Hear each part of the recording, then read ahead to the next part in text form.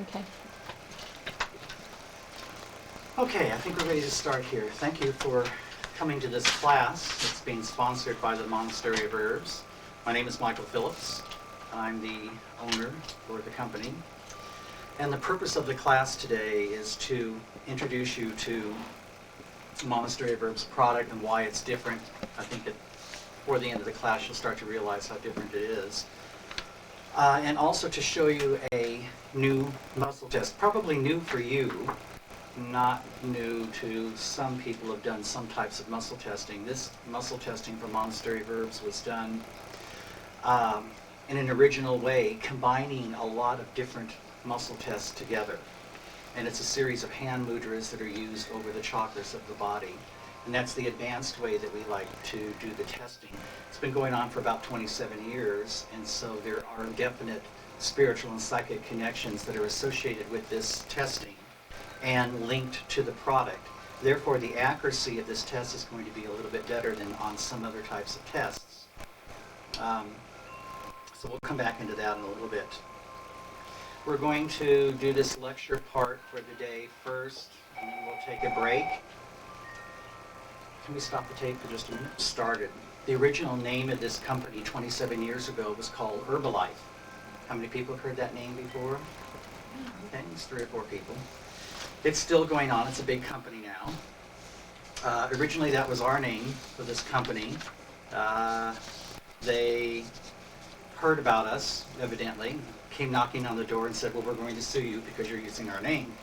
And Cliff, the original owner of Monastery of Herbs, said, well, if you go to the Hall of Records for City of Los Angeles, you'll find out that we've had all of our paperwork and stuff like that well ahead of you and whatever. And they said, well, we know that, but we've got more money and better attorneys. Can you afford to defend yourself? Well, at that time, no. So they just let go of the name and didn't use it anymore. And that's how we came up with the name Monastery of Herbs. Now, Cliff Aldrich, way back in 1969, 1970, when he started this company, he had a small herb company, small business. He was doing little blends, single herbs, and small blended goodies. They had 2 sex blends that were very popular back then. They made so much money from those 2 sex blends that they had enough money to start the company, basically. He was working with the herbs, not satisfied really. He kind of felt in the back of his mind that single herbs and small combinations of herbs, like 2, 3, 4 herbs together, were not really working as well as people said they worked. He didn't find that they were working very well, but he didn't know what to do about it. Right after that, he got sick with some type of hepatitis. We think it was hepatitis C. That was 27 years ago. There will be no doctors that will tell you that it was around back then, but our records have indicated that it's been around for at least that long. We didn't know what to call it at that point. We just called it a new mutation of the hepatitis virus. Anyway, he got really sick. They gave him 10 days to live. They said starvation is not a bad way to die. He couldn't keep any food down. He couldn't keep any liquid down, whatever. It was really bad. And none of the herbs that he had was working. So then what he did is he said, okay, he started to make your contract with God, as some of us do when we get real sick. A lot of us do when we get really sick. And he said, okay, God, I need to know what to put in a blend to heal this hepatitis C, because whatever I'm doing is not working right. So I need you, whoever God is, he, she, or it is, show me what to do and put in a blend. And if it works and if I get well, then I'll dedicate the rest of my life to healing. And that's exactly what happened, is that he got healed, and then for the next 27 years he was doing healing and putting herbs together. So basically that's how some of this started. He did make mistakes. Some of the previous owners have made some interesting mistakes. I don't know if there's so much mistakes, it's just tough journeys as people go along. People think Monastery of Herbs is so pure and so holy and whatever, and all I can tell you is from my experience, the higher up the spiritual ladder you go, the more dirt there is under the rug on most organizations. And, for Monastery of Herbs, it was interesting because Cliff and Jerry and Scott did a lot of recreational drugs a lot. They drank a lot. They smoked. They had sex all the time. I mean, it was like real interesting. Now, because of those particular types of lifestyles that they wanted to play with, they thought the herbs would bring them back each and every time. And for about 15 years it did, because they brought home every kind of amoeba and every type of virus and parasite and bacteria and fungus on the planet. None of them went to the doctor for almost 21 years that I know of. They had never been to a doctor. So they had to come up with blends that worked. They already had a good hepatitis C blend, and that's how a lot of this stuff started. So, yes, they made poor lifestyle choices at some levels, but it's like a rubber band that kind of keeps expanding each time, and you go out and you do your drugs, and you know, the herbs will clean you out and bring you back, and you go out and have sex with how many people, or you go out and drink or whatever. They'll bring you back, but not all the time, because sooner or later that rubber band is going to snap, and there you go. And so that's basically what happened to some of the previous owners. They were really wild people, some of them. What else can we say here? Let's go on to some other aspects here. Like I said, the company started around 1969 or so when they started it. The product, we'll take a look at what the product looks like. I'm going to pass these around so you can see what they look like. This is what the product looks like, and we'll get the camera to give us a close-up of what it looks like. These are 2 liquid tinctures. They're in these half-ounce bottles. They contain amino acids, enzymes, proteins, vitamins, and minerals, and they're also mixed with Chinese and South American herbs together in liquid form, so they're very potent. Also, in the back of it, it's sold as a set with some dry herbs that go with it that are encapsulated. So there is a set like this. The prices are subject to change without notice because sometimes seasonal deficiencies will drive the price up. A soft meadow or some other herb astronomical, and we'll have to change our prices. But for the people at home that are watching the tape, a set like this with the 2 tinctures and the dry blend together, wholesale for about $22 a set. If you had to go out and buy all the amino acids, the enzymes, the proteins, the vitamins, and the minerals that are in here, I think you'd be surprised about how much money you'd spend. We have, I'm also going to pass this around. This is a plastic bottle, a little smaller than what we normally use. It has the liquid tincture in it. I want you to look at the coating action and the viscosity of what this is like. Because it's when this goes down, you know, your biggest change in your body, the place where change occurs the most, is usually through this area of your windpipe. That's like where your esophagus is. That's where you breathe. All your energy comes in, your prana and all that stuff. This is what coats it. And I think that you'll find that that most of the tinctures have this type of thickness to them. This is probably about 500 or 600 times more potent than anything else that's out on the market. That's why we call them prescription herbals. To fill this bottle with tincture, this is how many pills we put in it. This is almost a pound of pills that has amino acids, enzymes, protein, vitamins, and minerals. So this is what this looks like. So I'm going to pass both of these around so you can kind of take a look at them. Let's start with that. Okay, there's also a dry blend of herbs that goes with it. That's probably about a quarter pound of mixed herbs that go with it. Pass these around also, make sure it gets to read the label. Look at those.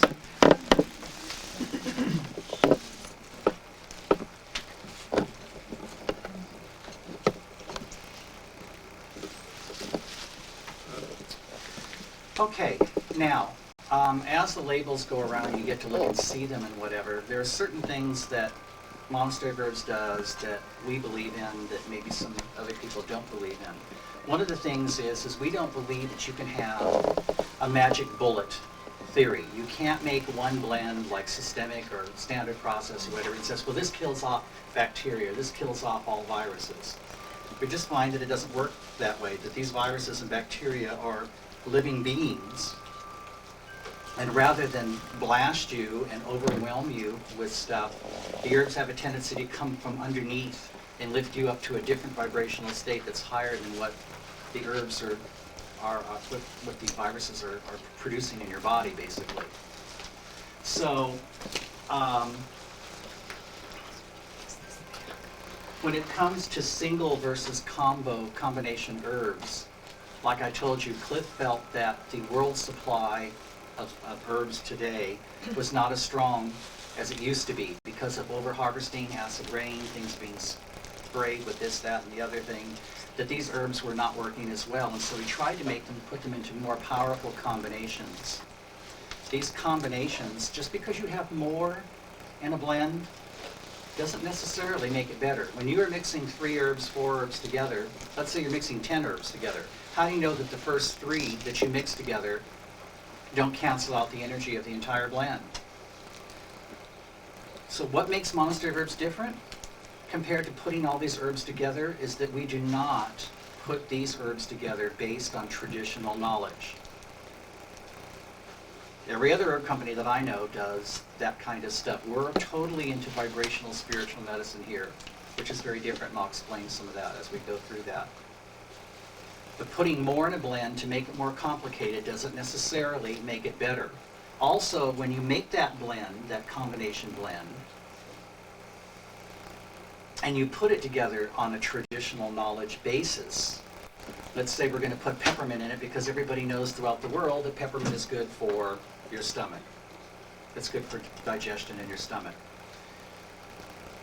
Maybe, if that's the only thing you're taking, or it's in a single or double, triple use, you put 1 or 2 herbs with peppermint, it's still going to do something for your stomach. But when you've mixed it with more complicated blends, all bets are off. Because there isn't any test anywhere that can tell you what peppermint does when you've got it mixed with 12 other herbs. So when people ask me, oh Michael, what does this do? You've got eye bright in your Epstein-Barr virus. Why is eye bright in there when it's for your eyes? Well, it doesn't make any difference why it's in there, except for the fact that it's adding a certain type of energy to the entire blend. So we don't look at the individual ingredients in each bottle and say, well, this is in it because it's this, and this is in it because it's that. It doesn't go like that. It really bothered me when I first took over the company. I've had it for 5 years now. It was sort of like, Cliff had 12 guides that taught him how to do all of this stuff originally. We originally think it was probably the 12 apostles. Kind of changed over the years where Yogananda and the Christ Energy and Amy Simple McPherson, those are the people that seem to have been helping out a lot with putting the herbal combinations together. It bothered me a lot that I had this company that had all this great stuff, but it was like, okay, yeah, God told you to put that in there. I mean, I'm a spiritual person, I'm religious, and I try to do things in a good way, in a spiritual way, but it seemed like spiritual roulette. Okay, God says to put this in it, and God says to put that in it, whatever, and it kind of bothered me for a while. And then I started thinking about it. I go, wait a minute. The company already has a 27-year track record. It's been written up in different medical journals. Doctors and practitioners have used it all over the United States, Singapore, Australia, all over the place. Who am I to come all of a sudden and say, oh, you can't do that, that's not right, that's not really happening. So about a month ago, after 5 years of asking God, the universe, to show me at more depth what all of this is about, then I had a big breakthrough in how to put all these things together along the same lines that Cliff had. So the herbs are put together on a vibrational basis, which means that when we put 10 to 12 herbs together, sometimes 16 herbs together, I want to know not what each individual herb does or whether it's been ever in the history of the world used for that condition. I don't even think that. I don't even go there. What I want to know is directly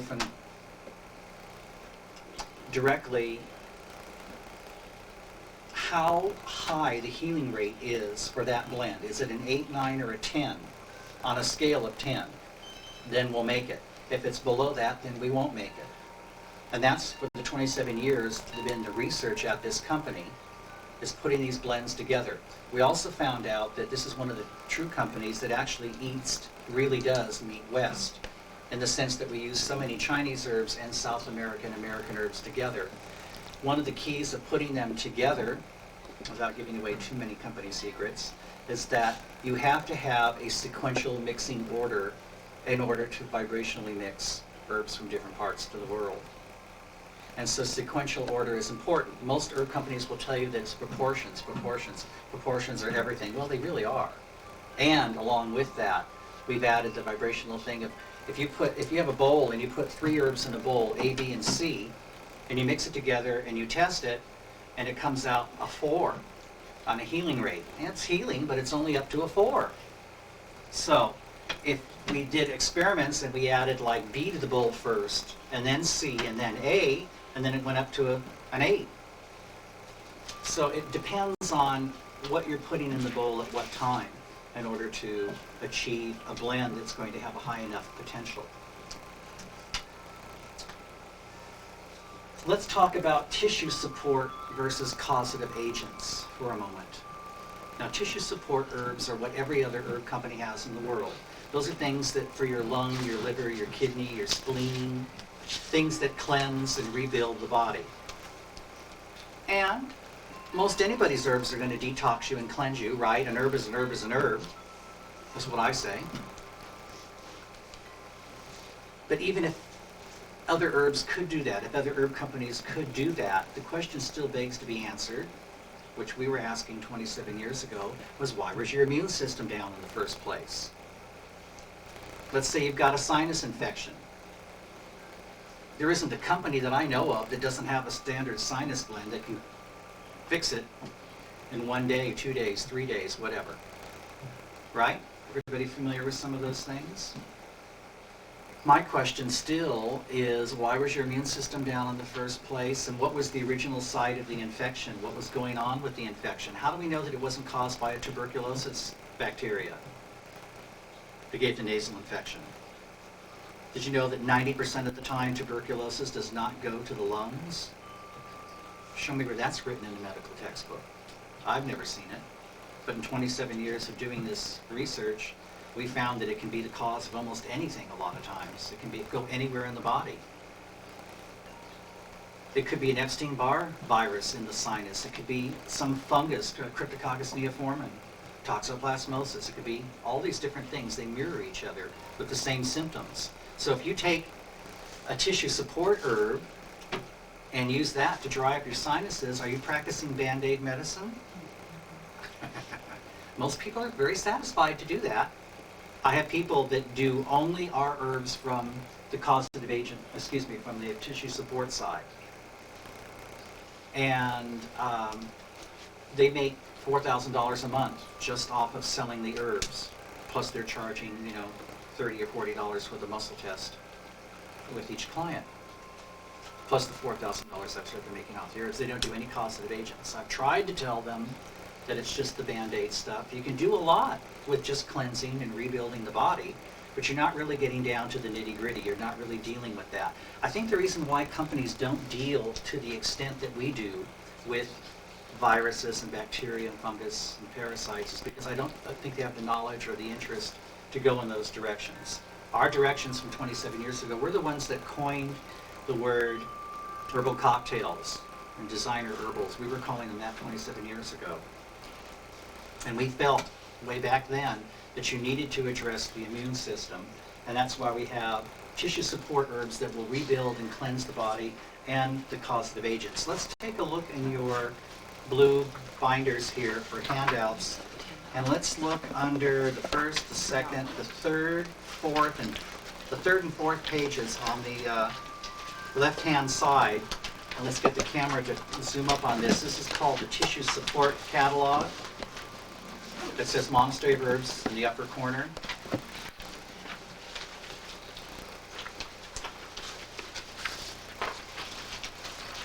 Everybody found that? Mm-hmm. This is a list of those plastic sets. Did we pass those bottles around so everybody can see what they look like? The shrink wrap bottles. These are the names of all the different sets that we carry. That's a lot of stuff. Let's take a look at that.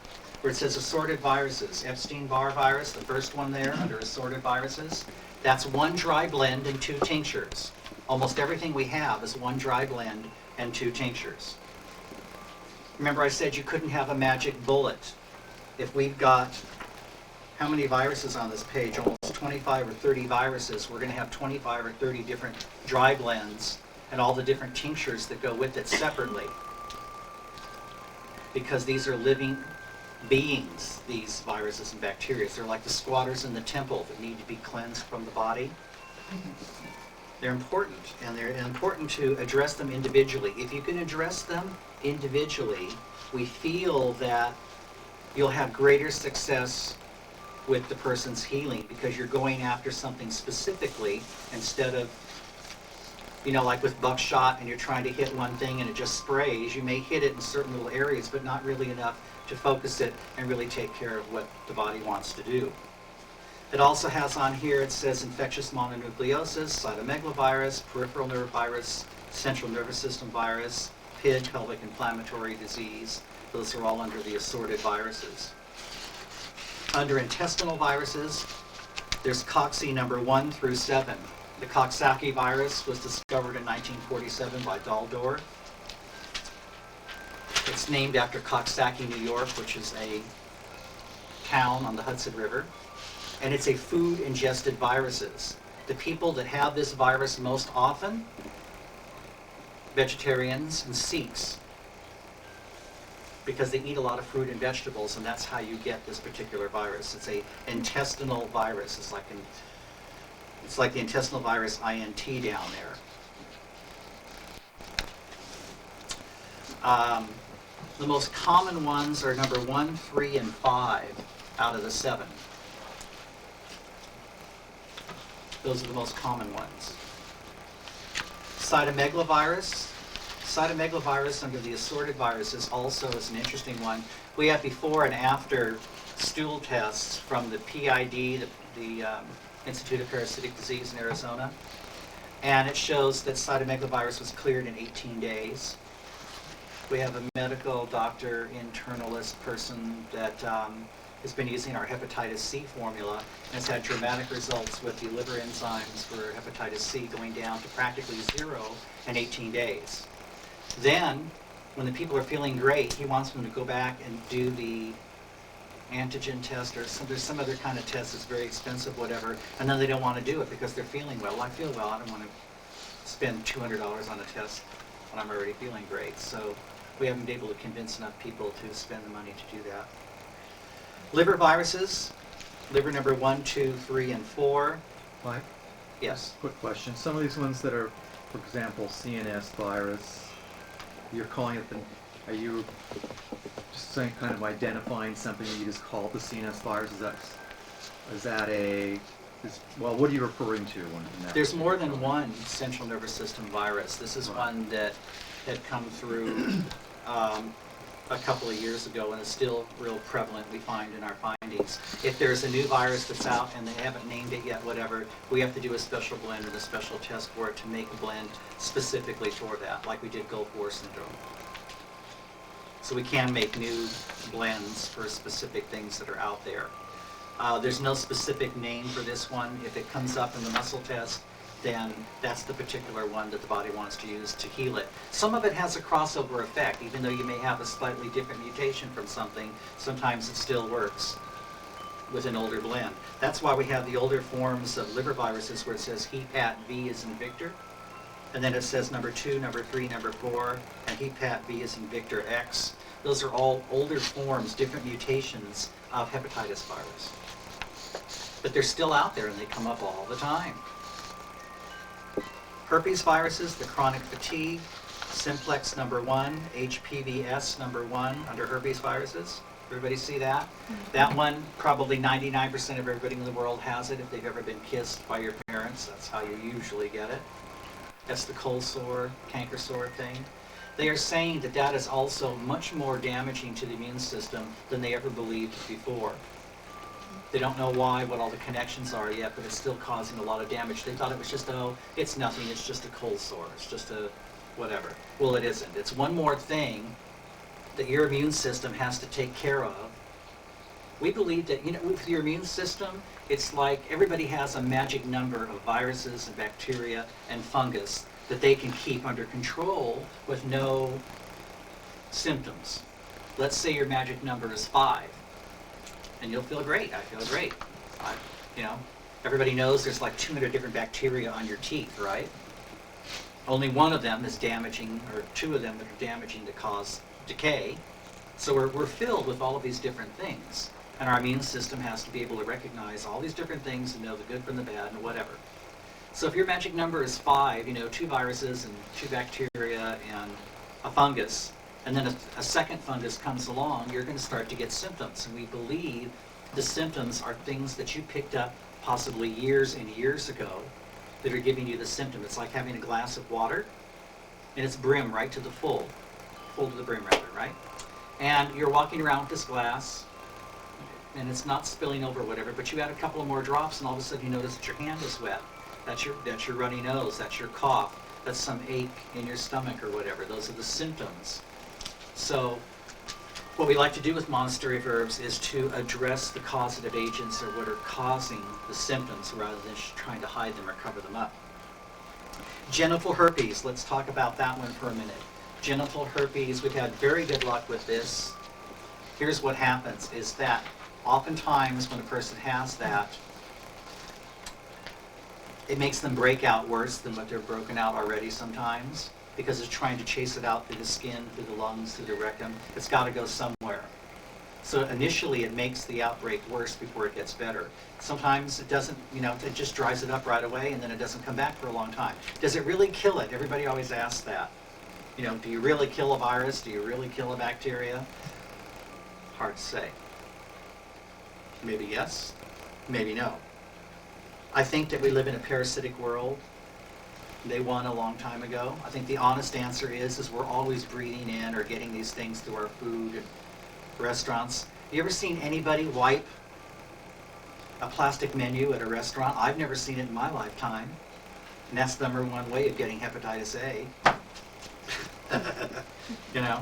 I touch the door handle as the restaurants as you go in.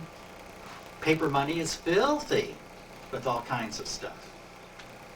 So it's a challenge. I think the best that we can do is oftentimes keep our immune systems up where we can keep these things in check. And whether they're really gone or not is a question we still have to wait to see if we can actually we'll get more information on.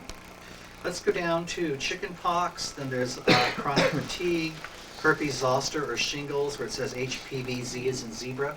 When you order anything from us, always try to use like Z as in zebra or M as in Mary, whatever. It's very difficult. All these P's and T's and Z's and B's are very difficult to hear over the phone. That's why we give priority to fax orders. If you fax us, we will give that the first priority. Most of the orders go out the same day that we get your order. We're going to take you on a tour later today where all the herbs are being manufactured and made in the back of the house, and we'll show you more how to do all that stuff. So if you fax the order to us, we'll be able to get it out to you quicker than if you phone it in. You can phone it in. Our telephone number is 818-360-4871. That's our telephone number, and you can order from us from that number. Let's go up to wart viruses. There's 3 of them. The WHPV, Henry Paul Victor, is human papillomavirus. These are microscopic warts on the body. They're not like little skin tags that you might have under your arms or something like that. They're very, very tiny, cauliflower-like type things. They can grow inside your body, outside your body, whatever. It's very damaging to the immune system. It comes up pretty often. Oh, on the herpes zoster, back to that one for a minute. There have been times that we've been able to stop shingles within 1 hour to 1 day, 1 to 2 days. If that's the only thing that you have. You can expect a miracle in 1 bottle from Monastery of Herbs if that's the only thing you've got. But I'm here to tell you that people are loaded with things all the time, and this is not the only thing that they've got, especially when you've got shingles and your immune system is down to that end of it. It's going to take a while. It's going to take a while before you're going to get your health back a little bit. However, the pain from shingles, even post-shingles, sometimes can be stopped within the 1 to 2 day period. Let's go on to immune viruses. HV, Henry Victor. That actually stands for HIV. We took the I out of it because too many people got scared of HIV on the label. Why do we have these things on the labels? Why do we have where it says like Coxsackie number 7 or HPVS number 6? Kind of cryptic. But we do that because we stay out of trouble with the FDA. We're not making any claims on labels. One of the ways that we try to stay out of the limelight. Immune viruses, again, there's immune virus, lymphatic virus, intestinal virus, the DNA virus, the HVMIS, miscellaneous, and the ZOT4P9 and TC stimulation, the T cell stimulation. Those are also will to live blends, we call them. And they adjust partially the will to live. Parasites, there's a whole list of parasites here. Remember, each one is in a shrink-wrapped bottle. 2 tinctures and a dry blend. They retail, again, like I said, for around that $22 price range. If there is a third tincture, on some of these there's a third tincture, then the wholesale price, I said retail, but I meant wholesale. The wholesale price would be around $28 for 3 tinctures and a dry blend. Let's talk about PSAL. That's roundworm. Very common with a lot of people.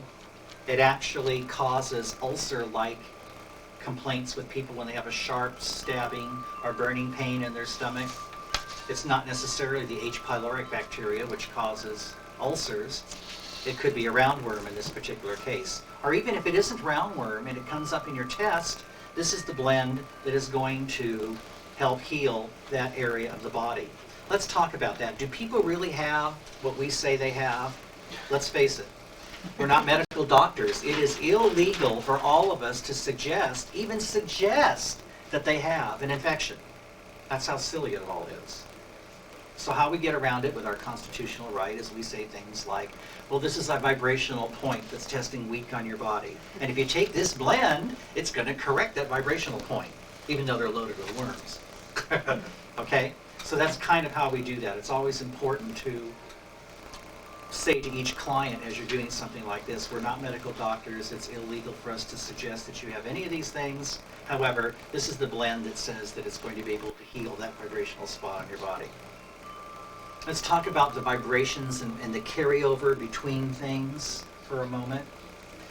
I had a man call me from Bogota, Colombia. I'm going to teach you how to do the muscle testing by phone today, because there's too many in today's society. Everybody is split up. The family is split up. Everybody is split up. They're all over the place.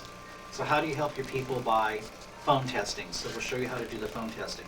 This guy was from Bogota, Colombia. He said that he had chronic fatigue and fibromyalgia and all the whole list of stuff, whatever. I don't know that. I'm just talking to him on the phone. Will you do the test for me? Yes, I'll do the test. One of the things that came up was Lyme's disease. East Coast Lyme's disease. There's several of them, and we'll talk about them today. I don't even know if they have friggin' Lyme's disease in Bogota, Colombia. They probably don't. But this was the blend that said his body needed this. This guy told me that he could walk from his bedroom to the bathroom, which was like 8 feet away, and then have to lie down for another 8 hours. He had been doing this for 4 years. That's pretty sad. I sent him the 1 bottle with the 2 little tinctures and let him take it. And within 10 days, he was climbing 4 flights of stairs. And I got invited down to Bogota, Colombia, and they paid my way and paid my hotel and food and all this great stuff. You know? So it was really nice to see all the doctors down there. And of course, that culture is much more open to using herbs and stuff like that to begin with. But I have to tell you a funny observation is that everyone's heard the phrase about the grass is always greener somewhere else in somebody else's backyard. It's the further I travel, the longer I go, the more people want to pay for this, the more people are going, oh my God, this is so great and whatever. I had to sell it here in Los Angeles. I couldn't even get people to turn their heads. You know, it's just so strange. The more they pay for it, the further it goes, the more respect, the greater healing power it has. Someone has a phrase about that, about the prophet is never recognized in his own time or in their own whatever. It's true, definitely true. Let's go on to some other parasites. Valentinium coli, that's one that's very common. Blastocystis hominis, that's also common. Cryptosporidium, we talked about already. We have the before and after test to show that that was cleared. Let's talk about fish tapeworm, people that eat sushi, and all that kind of stuff. That's often seen there. Emptomoeba histolica, PSEH. E is in Edward, H is in Henry. Emptomoeba histolica, that is the feeds on the red blood cells. It makes you very tired. It's often mistaken for chronic fatigue, but it's a parasite. We're going to go over this just very, very lightly. What I did for you in the back on your right-hand packet, I don't want you to get it out yet, but I'm going to show it to you what it looks like, is I gave you a wonderful set of, I think it's about 21 pages of teacher's notes. Let's have the camera focus on this.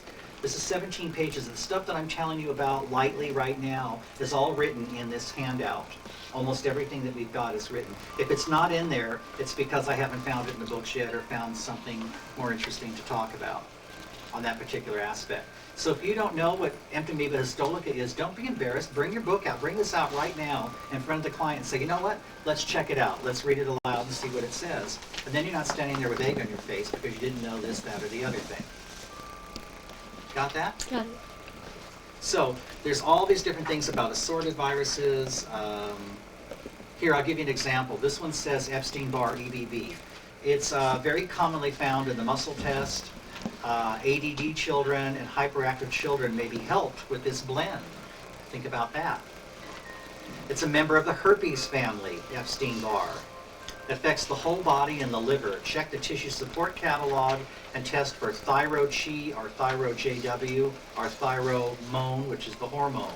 The thyroid will wake up after the EBV has been taken care of. So there's all this wonderful information in this 21 pages that you can put. They're all with 3 holes punched in them, so you can make a nice notebook of that. I'm just kind of giving you a few things off the top of my head. Let's talk about Giardia lambia, PSGL. G is in George, L is in Larry. Very, very common. Every river and lake of the United States has got this. So when you're drinking that water or swimming in there or whatever, it's very easy to get that. PSHW is hookworm. Intestinal flukes, liver flukes, lung fluke. The PSLUF is a very powerful formula. A registered nurse was here in one of the classes. She had had bronchitis for 14 years. And she took this formula, and I think she said within 4 hours, 4 or 5 hours, it cleared it and never came back. And she had been on everything. She worked in a doctor's office. You never know. People's systems are different. Some persons can take it and get right away. They take 1 or 2 bottles, and they're healed. You never see them again. We have people that have taken 60 of those little small bottles that are floating around the room here for over almost a year. But they've been through every other Western medicine. They've been through every other herb company.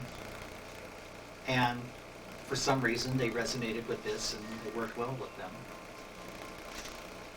And that person that took the 60 bottles, her name is Janie Black. She's really neat. And she was unemployed for many years. She was sick all the time, whatever. And now she's got 3 jobs and going to school full time. So I said, you better be careful a little bit because you're pushing awfully hard here. I know you're feeling better. Okay, let's go on to toxoplasmosis. PST is in Tom, G is in George. That is what you get from dog and cat poop. And what happens is that the fecus dries to a microfine powder, and if a cat or a dog lives a block away and they use leaf blowers, you're going to breathe it in. If the wind kicks up, you're going to breathe it in. Toxoplasmosis is probably the #1 cause of headache and stiff neck in the United States today. And people will run to the chiropractor to get it adjusted, and of course it feels better. That's not really helping to take care of the parasite. It's so small and tiny that it rides on the back of dust. San Fernando Valley fever is a very famous fungus. It is found worldwide. because of the Santa Ana jet streams. So that's our claim to fame here, because we're in the San Fernando Valley. So as a preventative, because I have 2 cats, I take the Toxoplasmosis blend, PSTG, once or twice a year, just as a preventative.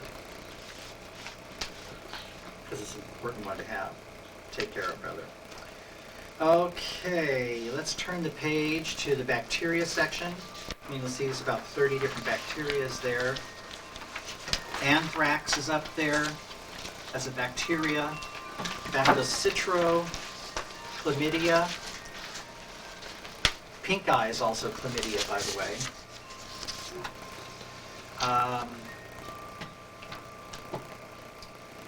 Bacto-LGV is lymphogranulosa venereum, which is the kissing disease. That one's pretty common, more common in the black population. Mycobacter T is in Tom. I'd say it comes up a lot. That is the tuberculosis one, and there's atypical tuberculosis. Both of those come up a lot in people's testing. It's very rampant. With atypical tuberculosis, one of the things that we've noticed, we have a 100% accuracy. When that one comes up in a muscle test, we've always asked, have you ever ground your teeth when you were a child, or do you do anything with your mouth, your jaw, your neck, whatever? And they always have major complaints in that area. It's 100% accurate. And it comes up a lot, you'd be surprised. Bacto-Niso is a mutation of gonorrhea. Bacto-Orni, which is oranthosis, that is from bird poop, especially in Pasadena, Temple City, the 605 freeway in Rose Hills, anywhere where there's a large parrot population, wild parrots, turkey and chicken ranches within a 40 to 50 mile radius.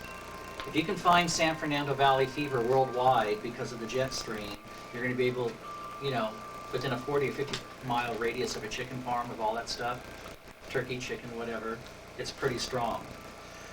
And it affects the lungs and the intestinal tract. Bacto PPLO, pleural pneumonia-like, it's very aggressive pneumonia. Bacto Proteus deals with people that have immune systems that have been wiped out by antibiotics. So we give them that because that one helps build also their immune system back. And it's a particular type of bacteria that they're dealing with. Salmonella and Shigella are both different types of food poisonings. Staphylococcus and Streptococcus, a lot of dentists use both of those blends for root canals when they want to stop or fighting infection in the mouth, but the person doesn't want to take antibiotics. I'm not afraid of antibiotics, I'll take antibiotics, but if I have the time, I'd rather do it herbally first and let the herbs do whatever they do, and then bring out the big guns with the antibiotics later on. You don't want to be taking them all the time, in my opinion, because then when you really need them, they're not going to work as well for you because you've been taking them all along and your body's building up that resistance. Of course, you've heard that a million times, right? Okay. Spiral L is East Coast Lyme's disease. That's not everything that we have is super fantastic. I hope I'm not making it sound like we are the end all for everything. I mean, it isn't. However, there are a few blends like the zoster blend, the genital herpes blend, and this Spiral L, which is the Lyme's disease. We've been written up in several medical magazines because of that. Now, the East Coast Lyme's disease mimics a lot of different things like arthritis, pain, headache, migraines, being tired, all of those things. I could name you 5 or 6 different parasites that do the same thing. And maybe 1 or 2 parasites that mimic that also. So these mirror symptoms, many of these things are very much alike. Thank God we have the muscle tests that can indicate to us which ones with a greater degree of accuracy the person has. Then there's the West Coast Lyme's disease, which is Spiro P as in Paul. There's a Spiro X, which is stronger than the other 2. I'd like to read something to you that I got out of the paper. Now, we've been saying this all along, actually.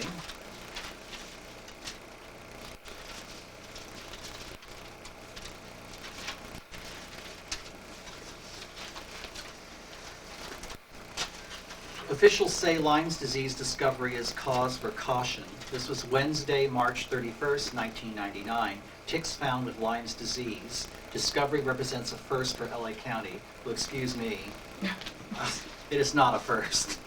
This has been going on for at least 10 years that I know of, maybe even more. And the first confirmed finding in Los Angeles County, ticks collected in the Malibu Creek State Park area have tested positive for Lyme's disease, health officials have announced Tuesday, and blah, blah, blah, blah, blah.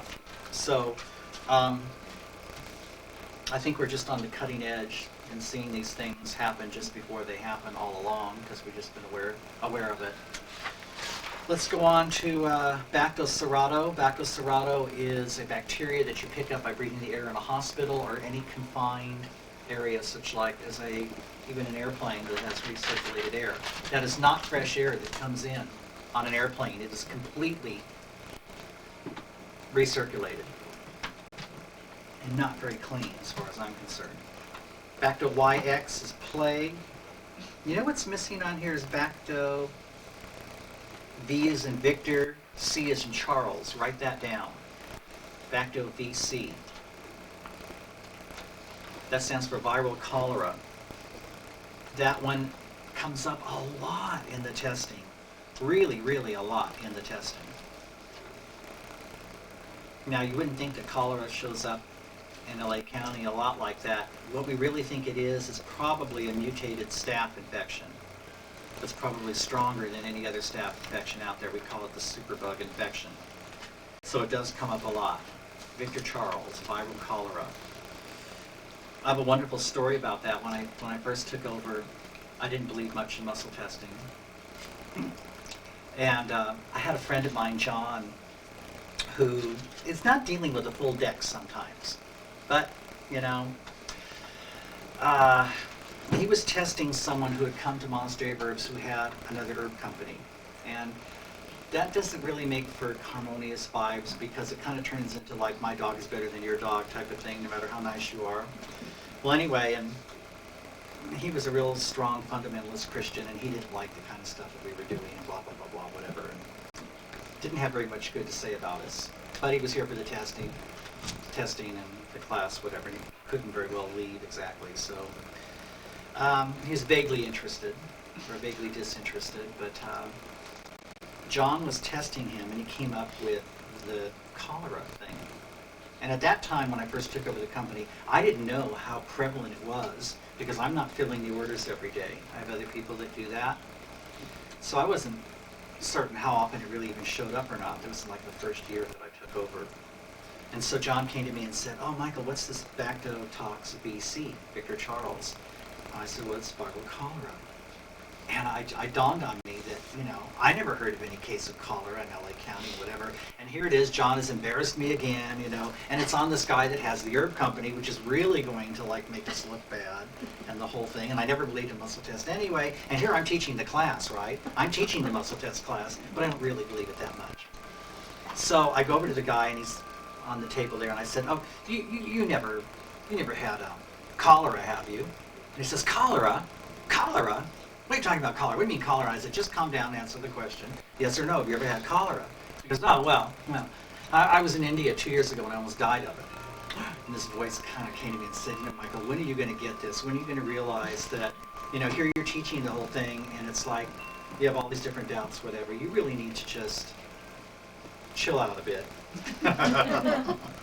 So it was kind of neat that John taught me that. You know, and that was his first muscle test. He had never even heard of it before. And doing this thing with the different hand mudras on the chakras of the body, like in the advanced system that we've got. So needless to say, the guy was like so upset. He wasn't even upset because he had cholera, you know, or the vibration of it. He was upset because we were right. And he was in India, and supposedly he took his herbs to fix it, and it was still showing up in the test. So I thought, aha, that's interesting. Okay, let's go on. Mycoplasma bacteria. Everything starts with a myco, P as in Paul. These are blood plasma bacterias. From what I've been understanding, I've been told that this is the only company that really deals with blood plasma bacterias. And again, they're all separate. They're different energy rates. vibrational rates with the blood plasma bacteria. Rickettsia is Rocky Mountain spotted fever. Doesn't come up very often, but it's there. Yeast fungi, actinomycosis. I think that's called the ray fungus.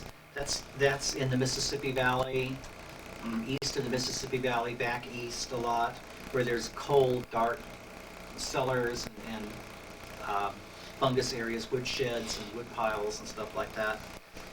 The Candida, very interesting. We've got a real nice blend for that. My next door neighbor, Henry, his mother has early Alzheimer's, been diagnosed with it. And when I did the muscle test on her, it came up to Candida goodies, so we gave it to her. This woman doesn't know the day of the week. She doesn't know what month it is, the year, nothing.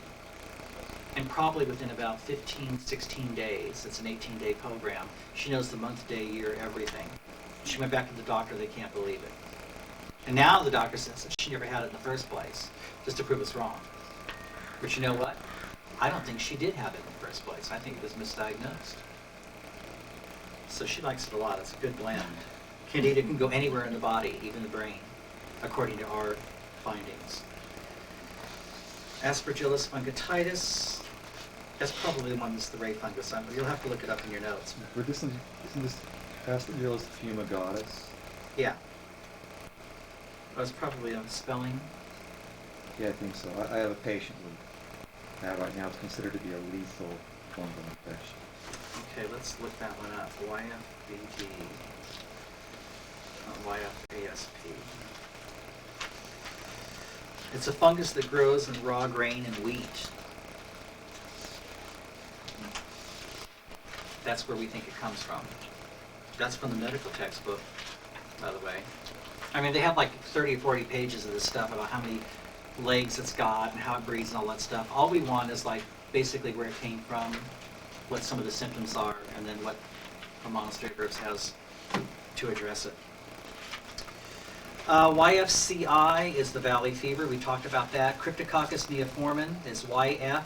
YF stands for yeast fungus. And CN, Cryptococcus neoformans. This is the number one symptom for that is tinnitus, or ringing in the ears, any type of sound in the ear. And we've had people that have had ringing in their ear for 5, 6, 7, 9 years. And it's stopped it sometimes within 1 hour to 1 day. Yes? Does this blend have any value if it's tinnitus from sound decibels that were too high? I think it restores some things in that area, yes. Not everything, but I think it can restore some of the neural pathways, something like that. I haven't taken it personally, but I need to take it because I've been noticed lately that every now and then I get a tone.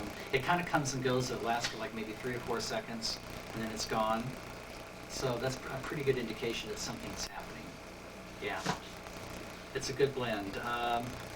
YFCT, Cat Tom. It's black degeneration of the brain.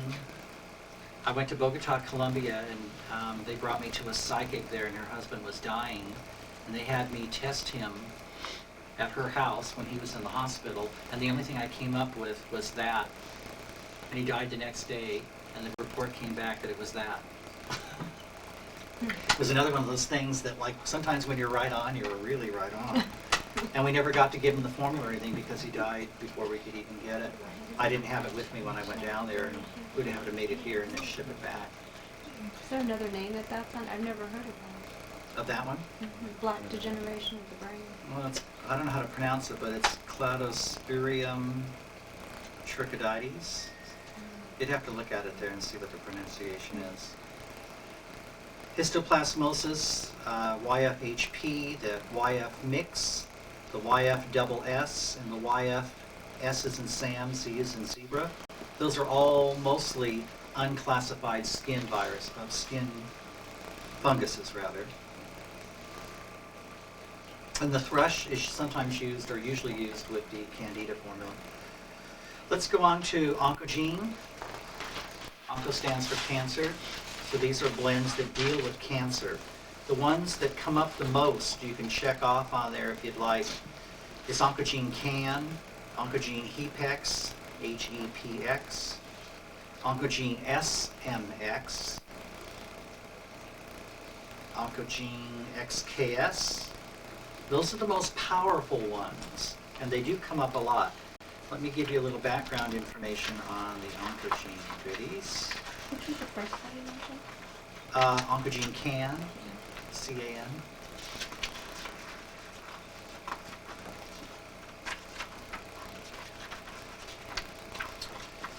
These are fragments of a virus that attach to a gene.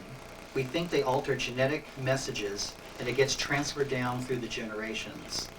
They are smaller than a virus. These viruses are unique in containing an RNA, DNA-dependent polymers that copies a single-stranded viron. Is it viron? I don't know how to pronounce that. Viron? RNA into DNA.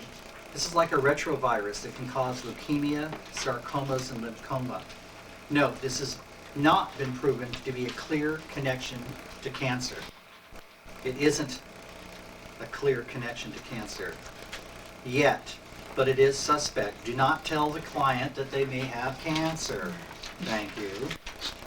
We all have we believe, Monastery of Herbs believes that we all have precancerous cells all the time in our body, but this is an indication that the body has some serious cleansing to do, so the cell will not turn on the body and make it bad. Monastery of Herbs oncogene formulas are used to clean up the genetic pool. Note, pork eaters sometimes test for the oncogene formulas more often than other people. You can also give them PS, T as in Tom, S as in Sam. That's the pork parasite. Note, when the client is still sick after many programs from Monastery of Herbs, it's usually an oncogene that's still making them sick. If the client is still sick after being on an oncogene formula, it's usually one or more that has been undiagnosed as of yet.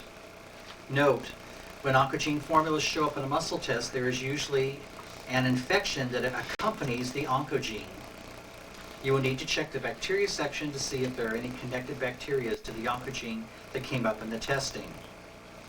Another note, oncogenes usually show up late or last in the test. They can be the cause of any underlying problem, even a headache. Special note, oncogene X and Y have been discovered effective in alleviating some types of specific mental problems. More explicitly, when a person has been dumped in a relationship or an abusive relationship, it's a distorted view of love. The protocol for dosage is to take the set oncogene X on one day and alternate with the next set oncogene Y, back and forth for a total of 18 days.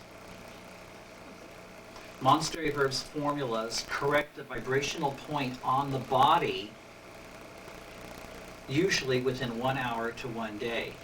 Other formulas, it's not true. You might have to take it for the full 18-day period before that point on the body actually clears when you muscle test it. Oncogene I and oncogene K specifically,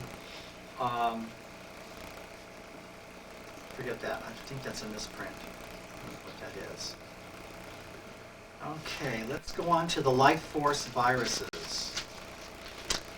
Where it says life force viruses, mental emotional blocks, it shows shoal number 1, number 4, and number 6. These are fascinating. The psychiatrists love this stuff.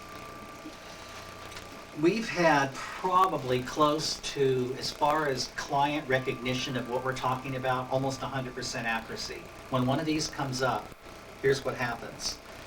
Under the life force virus, shoal 1, shoal 4, and shoal 6, these formulas adjust your viewpoint in life. They allow for a free flow of energy mentally and physically. They lift the heart, they increase your awareness, sound judgment, and strength and substance to the body. That's what they do. And they're really good for like when there's blocked energy work where a person hasn't been able to make a breakthrough in some particular aspect, either mentally or emotionally or even physically, because they've got a block going on with these what we call the life force viruses. They're not really viruses, but mental miasms. And when you work with these Scholl formulas, there's a companion set that says life energy tissue blocks. And usually one of those will go with the Scholl formula. In other words, there's going to be an organ in the body that is out of kilter because of where you're blocked with the Scholl formula. And they're to be taken simultaneously, the two sets. You take them together. When you take these together, they usually kick up hidden issues, meaning that there may be a time when a client's gone through 30 programs or so, and they're still not making any progress. You know, this is like the rare exception. And they suddenly test for one of these life force viruses. And after taking that for 18 days, then your next test will usually bring up something that had been undiagnosed previously. Sometimes that happens. Now, Scholl number 1 is when a person is blocked at the beginning stages of something. It even says there, beginning or planning stages. This helps unblock energy that stops a person from initiating the first planning stages of any project. It unblocks stagnation. Now, I'm reading this directly from your handout notes, so you don't have to be writing frantically to get all this down. It says here, what to say to a client when they have Scholl number 1. So you're having problems getting started on projects or starting something that you don't want to do. You'll always have like 100% accuracy with that, if that's the one that comes up. Scholl number 4 is when they're blocked in the middle of healing or in the middle of any project, and it causes a lot of anxiety or what they call catastrophic expectations. It helps alleviate anxiety, assures that everything will be okay and working out for the highest good of everybody involved. It allows for consideration of taking stock in your life for people who are stuck in the middle of stuff.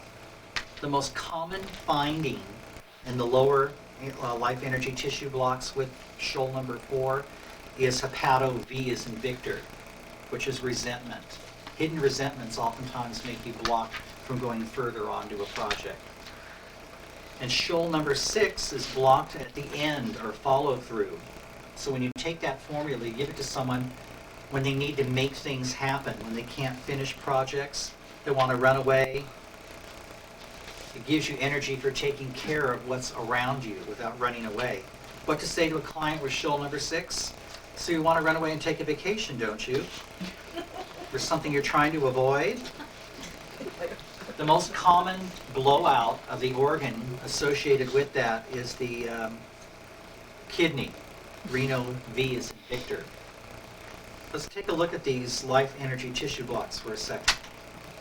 Lack of concentration is LV, Larry Victor. Neuro.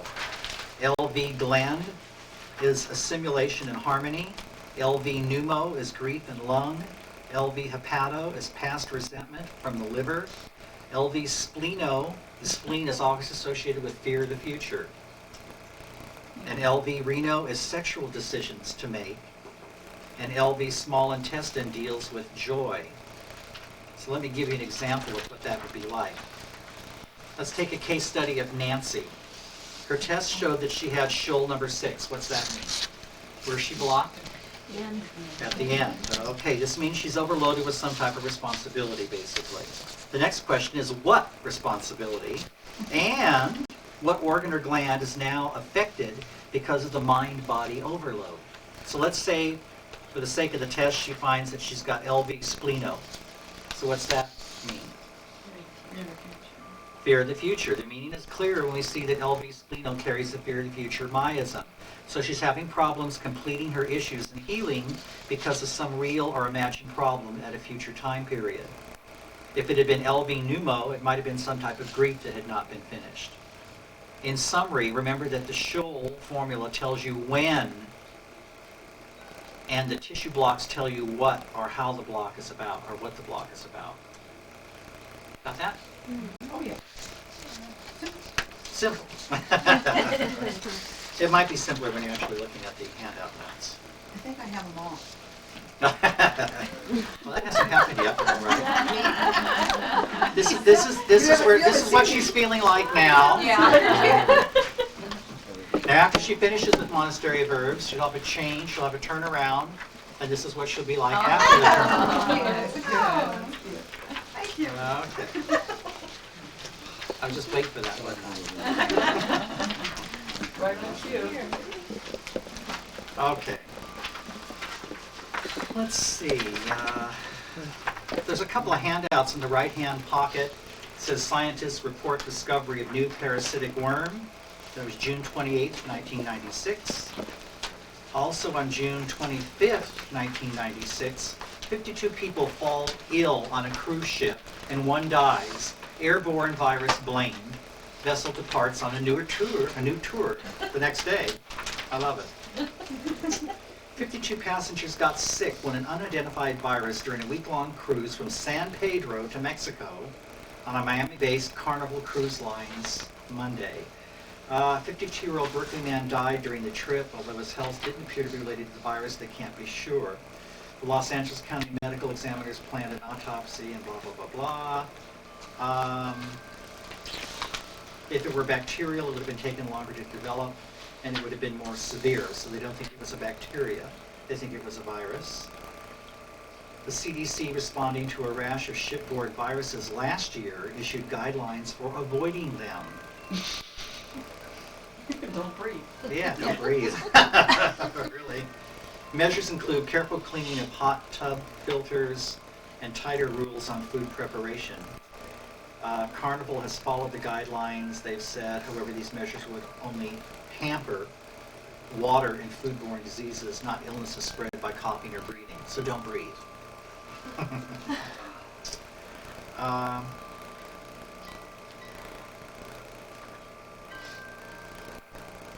Okay, so some of these things are kind of interesting. I'll let you read them on your own. Let's see what else can we do here. Let's talk about dosages. You want to take out the standard dosages sheet? It's in your left-hand pocket. Dig down there, it says standard dosages, I believe.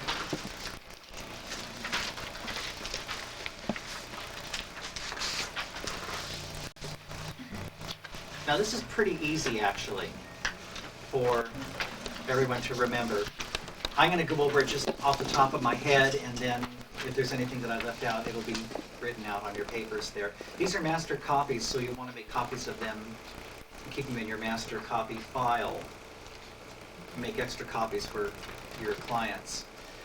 Everything that you get from this company is going to be pretty similar when it comes to dosages. It's almost always going to be 4 pills a day. And you can take all 4 pills at the same time. How about handing me one of those Monastery of Herbs packages back there, the shrink wrap ones, please? Thanks.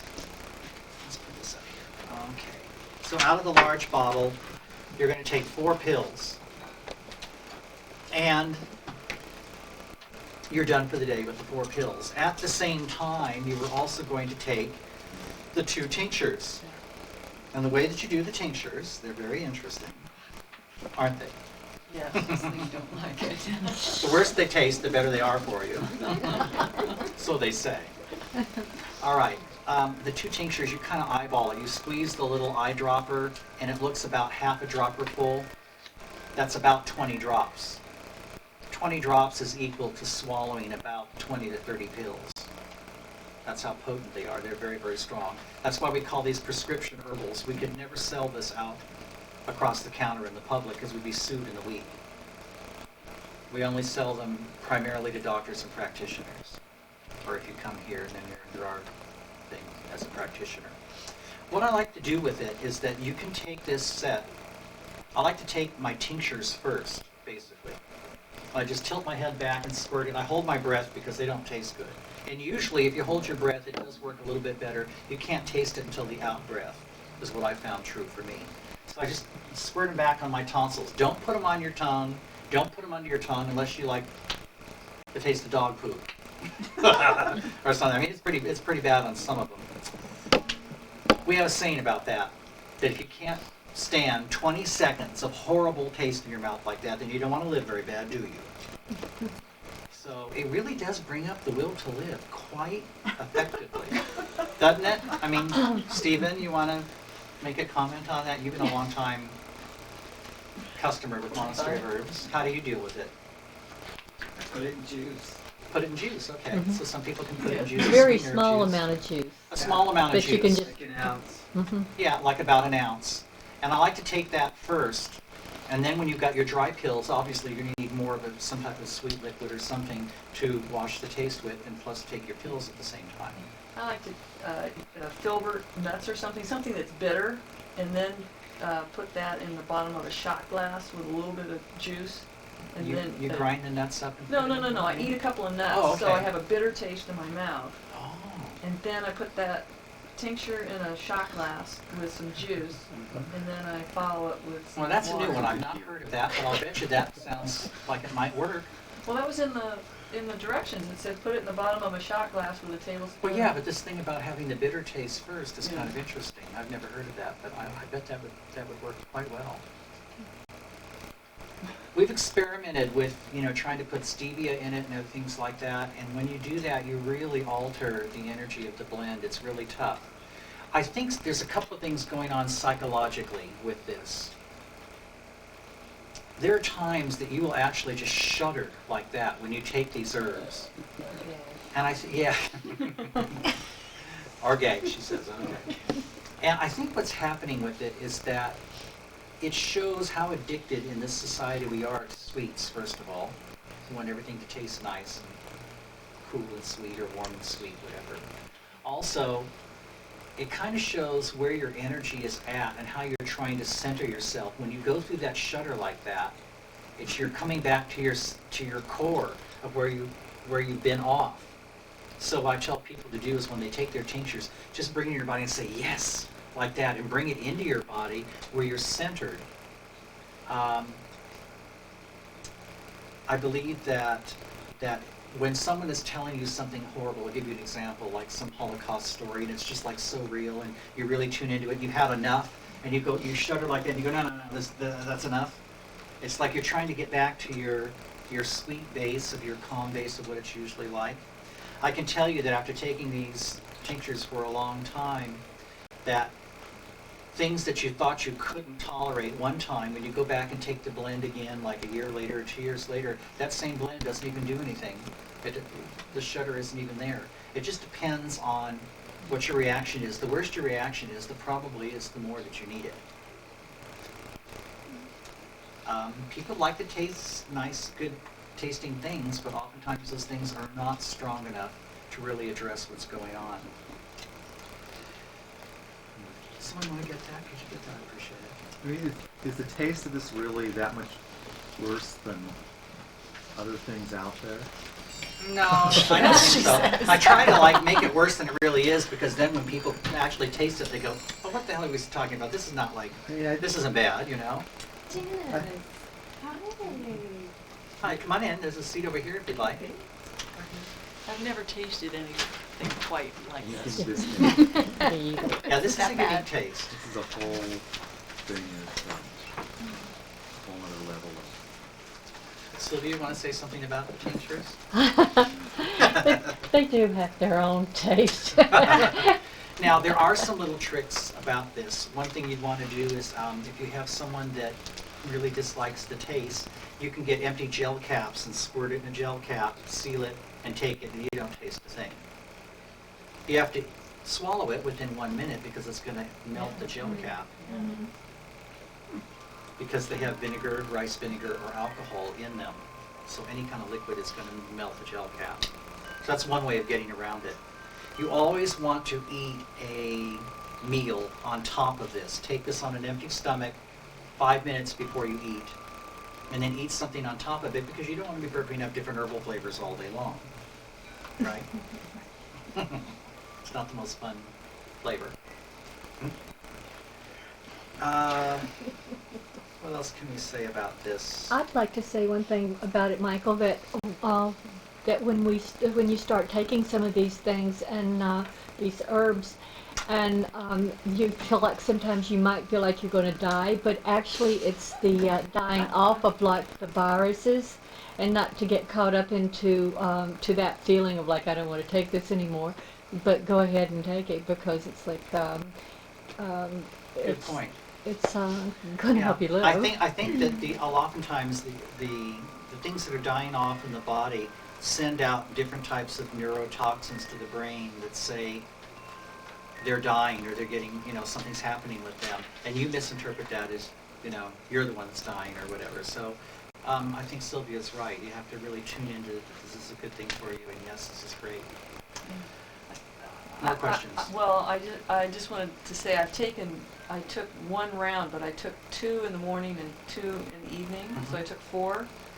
And I had 2 major dreams where things were dying off. In the first dream, we were chasing violet pythons in the jungle and Whoa. pushing them out of trees. Great. And in the second one, there was a very odd-shaped creature that, from another army, and we were able to kill it. Mm. What? Wow, that's It's powerful. amazing. So, Cool. yeah. So Yeah. something was happening. We haven't addressed yet another symptom when you take herbs, anybody's herbs sometimes, and that's nausea. When a person has nausea, there are certain things going on. Sometimes it is the die-off. Sometimes it's just a combination of the herbs that you're taking. If a person has nausea, the number one thing that you can do to get rid of it is to eat more food or drink more water. That will usually stop it within 15 minutes. It just means you haven't had enough food or water. It'll usually dilute it enough to get it through your system. If a particular offending blend does not stop the nausea, then what you can do is to cut the dosage. These things, what I'm telling you, is not written in stone when it comes to dosages. Okay, so you could, in other words, she has 4 pills and 2 tinctures. You could divide it up. Take 2 pills and 1 tincture in the morning, and then wait 3 or 4 hours and take another 2 pills and the remainder of the tincture at night. But why wouldn't you just muscle test the person for what the dose is that's appropriate for them? Most of the time when we do it, we are doing the dosage test. It's like a standard dose of how much a person's going to take. It depends on how much food they eat and things like that. So it could say it's okay, it's safe to take 4 pills and 2 tinctures. But if they don't eat enough food with it, well then they're going to have a reaction. Doesn't mean that the muscle test was wrong. It just means that you have to have the proper amount of food for your digestion in your stomach when you take it at the same time. But that's a good point. And then the other symptom that comes up a lot for people when they're detoxing beyond the nausea is achiness of the joints. So sometimes when you're dealing with people that have EBV and things like that, you start to detox them, they think you're making them worse because they don't understand that you're actually pulling from their joints all this gunk, and it's a healing process. You Yeah. get worse before you get better. Let's talk about that. What happens when you take herbs from companies, our company for instance? A couple of things can happen. First of all, you can feel good right away. That's a possibility. Another possibility is that, like what you just said, it can make you feel worse before you get better. And people need to be told this ahead of time, because sometimes they don't like the inconveniences of nausea, diarrhea, achiness of the joints, that kind of stuff. The third thing that can happen, which is semi-rare, is that absolutely nothing happens. And I'll say, well, did you take the product? Oh yeah, I took the product. Did you read the label? Oh yeah, I read the label. It's like, okay, did we do this yet? Those little pills, you saw that whole bag of pills? You can tell me that you took all of that, all those amino acids, enzymes, proteins, vitamins, and minerals, and you still don't feel anything, which is an indication of how your immune system is so shut off that you can take 30, 40, 50 pills in liquid form a day and still not feel any better. You need to have another test right away, is what that means. And they may have to go through 4, 5, 6 bottles of whatever before things start to get turned back on, and they've taken care of enough causative agents, the viruses, the bacteria, the fungus, or the parasites, to where they can start feeling better again. And they'll feel a little better, and then they'll feel lousy right after that. And what we say is happening with that is that once you take care of your magic number. Let's say you took care of 2 viruses, whatever. Then your immune system says, oh, it's kind of perky. I think I'm going to take care of some other type of thing. And it starts to attack something else. And while it's attacking that, then your immune system goes down again. It's just like when you get a sore throat, your body is starting to attack something that you're not feeling as well. So it's kind of an up and down process when you're taking these herbs, because as you take them, you're going to feel good, and afterwards you'll feel good for a while until your immune system kicks on and starts to fight something else, and you'll need more help. It's like the layers of an onion being peeled on a physical level. Got that? Comments, questions so far? Let's talk about diarrhea. My favorite. My favorite, okay. So diarrhea here, there's a whole section on it. I have people read this as they're waiting to get their herbs.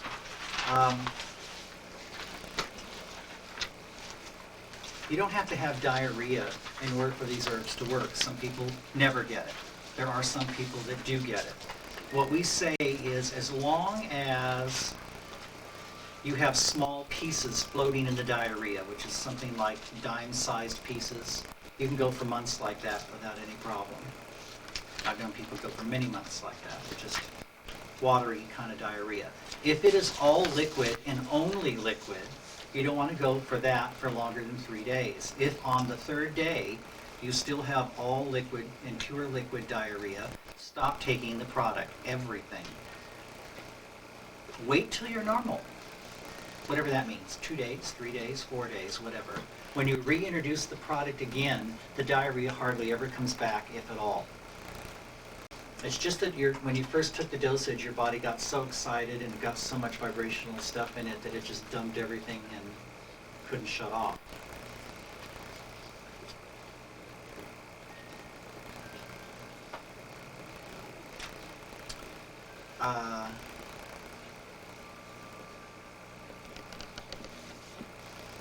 There's a note down on the bottom of this diarrhea page that says, and I'll read it verbatim, note, most Orthodox medical institutions in America frown upon self-care and the use of herbs, natural foods, and other natural healing modalities for the reestablishment and maintenance of health. Each person must claim their right to help themselves as needed. It must be emphasized that if you have, or you think you have, a condition which requires medical attention, you should promptly seek qualified professional health care. It is not the intent of this document to medically diagnose or prescribe medical advice. Herbs by themselves can only do so much. For optimal results, they should be used in the context of a natural, wholesome diet, ample exercise and rest, a positive attitude, fulfilling work, and a simple lifestyle. If you have questions, then ask your healthcare professional. So that's what we have on our standard dosages. Any other questions on this or comments? Okay, let's take a look at something else here. I'd like to talk a minute about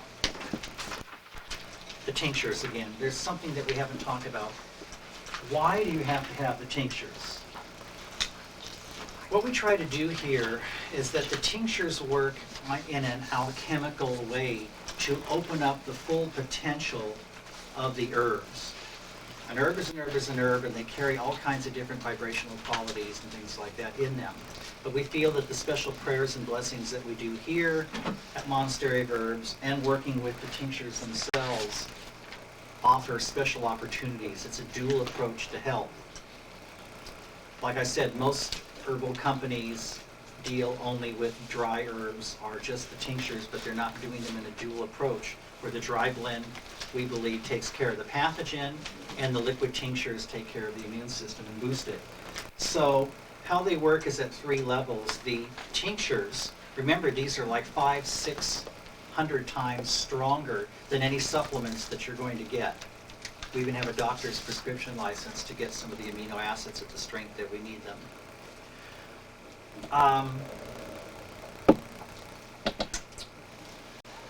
The tinctures actually they provide a nutrient-rich environment that is very unhealthy for viruses, bacteria, and fungus. That's the first symptom, the first system that works with this.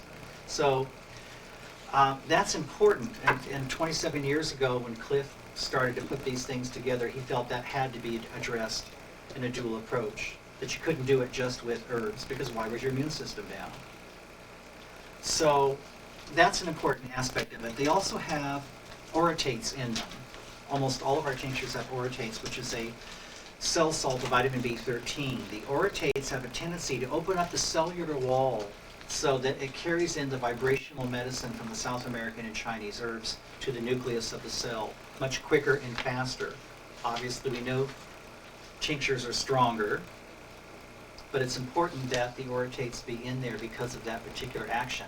On a time-release basis, they also have aspartates, and aspartates have a tendency to harden the cellular wall on the outside to prevent reinfection. So not only are you creating this alchemical process of opening up the full potential of the dry powdered herbs mixed with it, you're creating a vibrational state that is nutrient rich so that these squatters in the temple do not want to be there. And you're boosting the immune system, which is the third thing, in a specific direction against that kind of particular bacteria, virus, parasite, or fungus.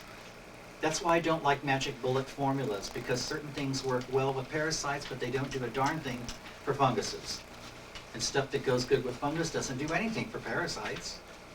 That's all very, very different vibrationally, and that's what we try to do, is to go individually with each type of virus, parasite, bacteria, fungus. Those are called the causative agents, which is not Band-Aid medicine. You're going to the cause of why a person has congestion in their lungs or nasal passages or whatever.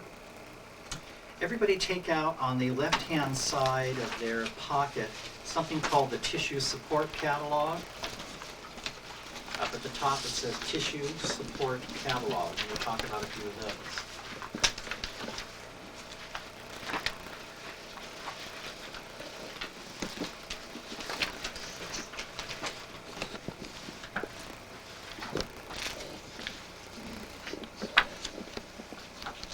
Is that good for the camera? Okay. Tissue support, that's 50% of what we have here at this company. It's circulatory system, there's things there. You'd have to do a muscle test to find out which one is best for the particular client for their circulatory system. BF stands for brain function or body function. The digestive system, there's a bunch of things there. Anything with an asterisk is a bestseller, meaning we have a lot of different doctors and practitioners that order that, and they seem to like it a lot. Under cleanses, in the second column on the first page, there's Herba Cleanse, that's Dr. Christopher's formula. There's Cleanse A, Cleanse E is easy on the system.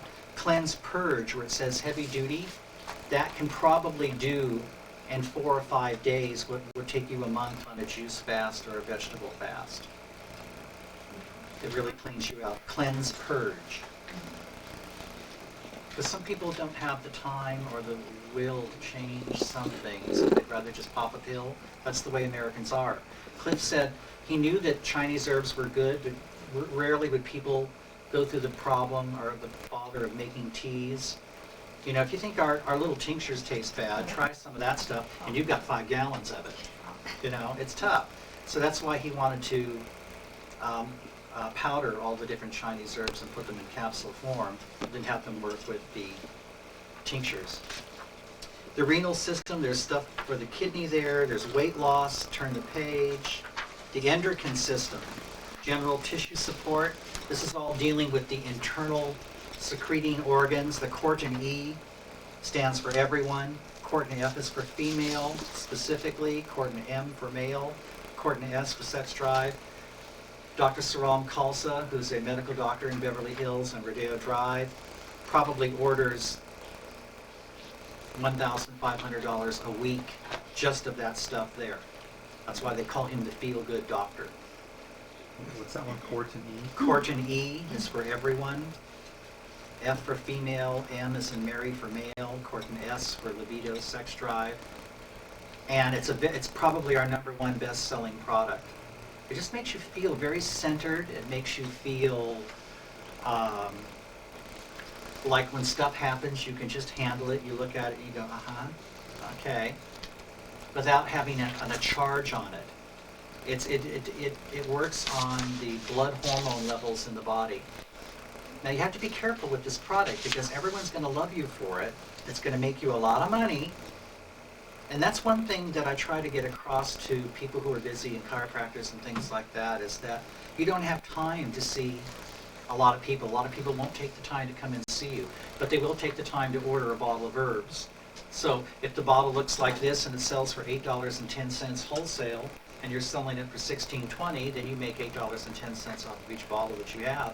And those people are going to tell their friends about it who would never go to a chiropractor or some type of practitioner, but they will take a pill because their friend said so. So it really is a wonderful product for making a lot of money for people because it just makes people feel so good. The caution is, you'll be loaded with parasites, but you're going to feel wonderful. Okay? Because it masks a lot of different things because your blood hormone levels are going to be more balanced. You know, indirectly it does help against, let's say, some parasites in the sense because your general immunity, once your pituitary and your parathyroids and your pineal and whatever are all sending the correct messages to each other, it's going to make your whole immune system bounce back and give you better health in the long run.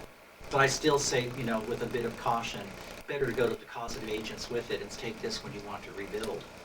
Michael, the Cortin C, is that like an adrenal tonic, or can it also regulate in cases of hyperadrenia? I think it regulates. Because hypercortisol problems are pretty common. Yeah, they're very common. It's a good blend. I'll let you smell it back there. It kind of smells like chocolate to me for some reason. It's a good blend. Then we have enal chi, that's a good one. Herb enal for the adrenal glands, pituitary, thyroid, the skin, integumentary system, lymphatic system, LY detox and LY cleanse. Those are very popular.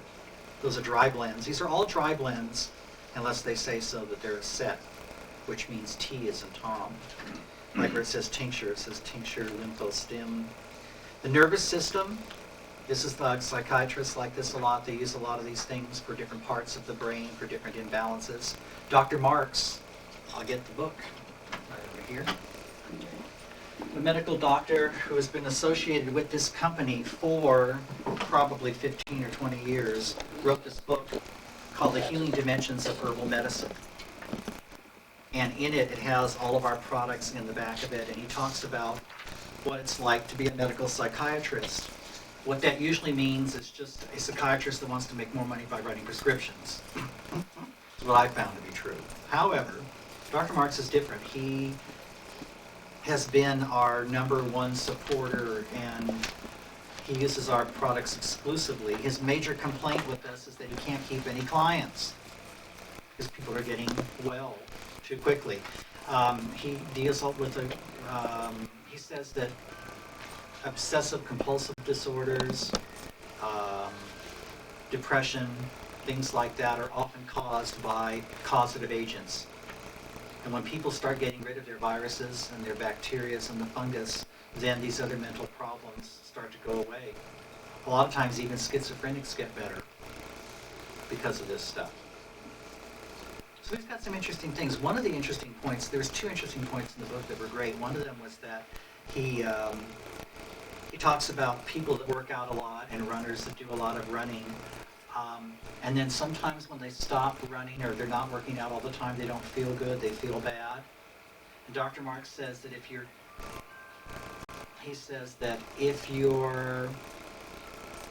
how does he say that? He says, if you have to work out to feel good, then you're too sick to work out. You should be able to feel good without working out. These people don't understand this. They're all pumped up with endorphins and running and lifting weights and doing all these different things, which is fine, nothing wrong with that. But then because of those blockers in the body, then they don't know what they feel like.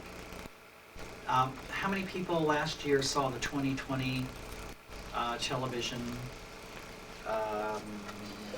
program that was trying to expose quack alternative medicine? And they had someone that was doing the live blood cell analysis, and they had somebody else doing muscle tests, and there was a third one. And they secretly got 2 runners that ran like 50 miles a day or some other thing, I don't know. And all the practitioners, the muscle tester, the live blood cell analysis, and some hair They're analysis. doing or something. iridology too. Or maybe it was iridology too, Might have yeah. been Dateline. Yeah, they all said that this person had some kind of yeast fungus infection, whatever. And, you know, why aren't they feeling tired? Oh, I don't feel tired. I feel great. I feel great. Well, duh. You know, when you're running and you're all pumped up every single day, try going off of that for 2 weeks and see how you feel. You know, and how you're really supposed to feel when you're not all pumped up with those endorphins going through your body. So I felt it was a very unfair test because of the subject they were doing. Anyway, this book, you can get this book from Dr. Marks. I need to get can we shut the camera off for just a minute? We have the table in front here, and then I'll do Go it. for it. Okay, we're going to give out Dr. Marks' telephone number. The name of his book is called The Healing Dimensions of Herbal Medicine by Lewis Marks, M-A-R-X. His office number is 805-642-2115. I'll repeat that, 805-642-2115. We're back. This is part 2. We are dealing with muscle testing. We're talking about muscle testing, what we think is important. One of the reasons that I feel muscle test has areas of concern is because I don't feel that oftentimes it's accurate or the person knows what they're testing or where they're getting it from. When a person gets muscle tested, I think that it's important to clear the body to certain stages before you start testing. For instance, some people like to do a muscle test and they do it just in the clear and they say, you know, can this body be tested? That's basically sort of important also. But I like to go beyond that to 3 other levels to find out what's going on with a person. I want to know whether this person can listen to their body, because if they can't, it makes it very difficult for accuracy to come through with the muscle test.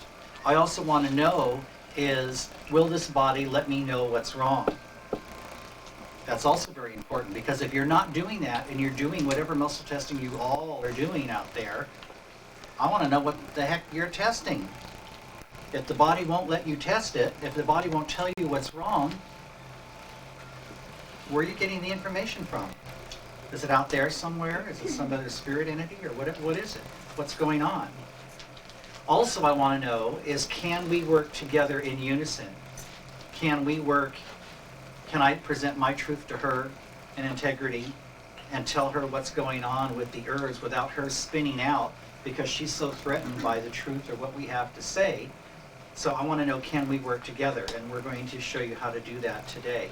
Now, I do this over the phone also, and I'm going to show you some simple ways of doing the muscle test. The muscle check is what I like to call it, before we get into the hand mudras and the chakras of the body. So the first test that we like to do is we like to use the O-ring testing. That's where you take your pointer finger and you take your thumb and make the OK sign. Does it make any difference which hand? No. Either hand for you, whichever one is comfortable. This is called intent-based muscle testing. Intent-based muscle testing means that your intention and your clarity will override most, any, or all different rules from different tests. I know tests where you have to pull hair, drink water, you can't wear a belt, you can't have metal on you, you can't wear a wristwatch, all those things. And that's true. Within that system, if you try to break it, oftentimes it'll throw your muscle test out. But with intent-based muscle testing, your intention and clarity override any of that. So that kind of rewrites all the rules for us. So what you do is you take your other pointer finger from the other hand, put it in the middle of that circle, and then you're going to pull. And the 2 indications are either it will lock, and you cannot pull your finger through, or it will slide through and make a snapping sound like that. And it slides between those 2 fingers. We have a close-up of that. Okay, I'll show you again how it locks with the camera. On close-up, this is a lock. So that represents strength or truth. We can say the ceiling is white and the ceiling is white. It locks. The ceiling is black and it pulls through, which means that's a falsehood. It's weakness. That's what I like to do when I do the O-ring testing. When you test over the phone, we'll do another close-up, And you want to use your little finger and thumb together and point that same pointer finger in through the middle of it and hold it. The ceiling is white, the ceiling is black. It's the little finger. Each finger means different things. The little finger happens to be the furthest away from the mind or the ego, which is represented by the thumb. So you put the universal mind and ego and distant relationships and family and friends, which is what the little finger means. You put that together, and that's how you can do the phone testing. This is also a mudra. You look at Greek Orthodox and Russian Orthodox icons, and you'll see them doing this. So when you learn more about mudras, we can have a whole class just on that someday. Okay, so phone testing you're going to do with the little finger. Personal testing for yourself or someone on the table, you can use your pointer fingers, make the OK sign, and run it through. Lock it or let it slide through. Now, what happens with this sometimes is people say, well, I'm not good at it, or no, it's not like working, whatever. One of the things that I've found that has helped other class people do this is that I try to keep out of it. What I'm asking God to show me, whoever he, she, or it is, show me what's going on with this client on the table from this piece of paper. All right? So that it almost, I'm not trying to excuse my responsibility in it, but I don't trust myself. So I would rather give it over to a higher authority, and it makes it much easier to test that way, trust me. It really does. Now that brings up another question about how can you test off a piece of paper? I thought you had to have the product right on the body. Sometimes it's nice to have the product on the body. It adds a minor amount, I said minor amount of accuracy to the test. But one of the ways I like to explain it is that if you say that you can't test a person off of a piece of paper because you have to have the product on the body, to me that's like saying you can't pray to God unless God's in the room. Okay? So it's that spiritual connection that you're making with. You don't have to have the product. If you want the product, that's nice. We do not have test kits here. If we make a test kit for you, we'll give you the top 35 products we have. Some of them are viruses, bacteria, fungus, parasites. We'll make you the top 35. We're probably going to charge you about $200 for the test kit. It's because it's a big pain in the butt to make them. And they take time. We've got to pull all of our shelves out of order and all kinds of stuff to do it all. This time-consuming work. But we will do that for you if that's what you want. I'll respect it. But I'm here to say that in 27 years, we've always been able to do it over the phone or by the piece of paper. And the amount of accuracy you get by actually placing it on there is, it all depends on what you believe in. If you believe that you really need that, it's going to make your accuracy probably skyrocket compared to the piece of paper. It all depends on how clear your intent is in doing it and getting out of the way. I also feel that the best muscle testers in the world are the people that don't know anything about it. The one, you can take the dumbest person and they're going to make the best muscle tester because they don't have anything involved in it. They go, oh, that can't be a virus or that can't be Epstein-Barr. She said that she had a lot of energy. No. It's like the more that you don't even know about Monastery of Herbs product, the greater tester you're going to be. Because then you're not like preconceiving ideas of what's going to come up in the test, because you're going to be out of it a lot better. Questions so far? Now you have a question for me, but not yet.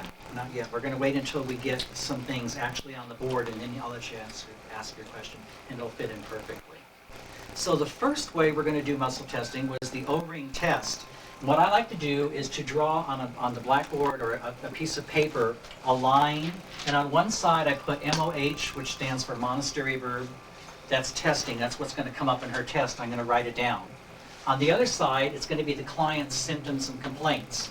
So when someone walks in, I don't even want to know their name.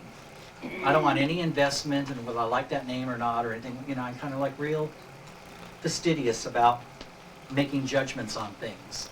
I just want the body there. No offense, but just the body there. Okay?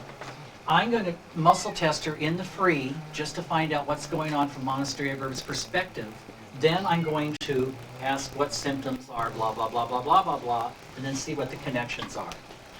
Okay? So let's do that first. I'm going to test off this piece of paper called Monastery of Herbs Causative Agent Sheet. This is the one that we looked at earlier that has all of the viruses, the bacteria, the fungus, and the parasites on it. Is that clear for the camera? Okay, very good. I usually just lay it on their stomach, and we're going to do some testing. What can we do? Let's see. On this particular aspect, even with this simple testing, I'm going to clear this body for denial, is what I call it. I'm going to clean up the lab so I can get some accurate reports. So what we're going to do on the hand that you touch, their elbow will be straightened out, and I'm going to push down in this direction. I'm going to say, please hold, and I'm going to push, and I test pretty hard, so I'm going to use a lot of strength, and I'm going to push in that direction.